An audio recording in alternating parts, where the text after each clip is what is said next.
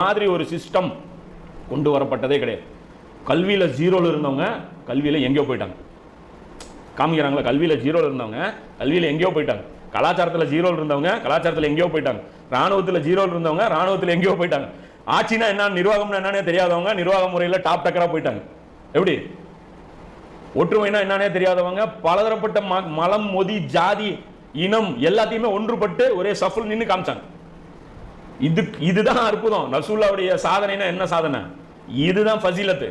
அதைத்தான் உலகம் இன்னைக்கு என்ன சொல்லுது? ஆமா, மூசா நபி கைத்தடி போட்டவனே ஒத்துக்கிட்டான்ல, சூனியக்கா போட்டிக்கு வந்தவங்க கூட ஒத்துக்கிட்டான்ல. இது சூனியம் கிடையாது, இது சேலஞ்சு தான். ரசூலுல்லாஹ் என்ன சொன்னாங்க? எனக்கு வழங்கப்பட்டது என்ன? குர்ஆன். இன்னைக்கு காஃபிர் ஒத்துக்கிறான். ஆமா, இவர் பண்ண இந்த வேலையை பண்ண முடியும். அவர்னால முடிஞ்ச ஒரு வேலை. இன்னும் சொல்ல போனா பாத்துங்க, ரசூலுல்லாஹ்வுக்கு முன்னாடி எவ்வளவு சவாலான வேலை அது. மனிதகுல வரலாற்றில் இதற்கு முன்னாடி நபி ஸல்லல்லாஹு அலைஹி வஸல்லம் அவர்களை போல் ஒரு ஆள் செய்தவர் உண்டா? இல்ல.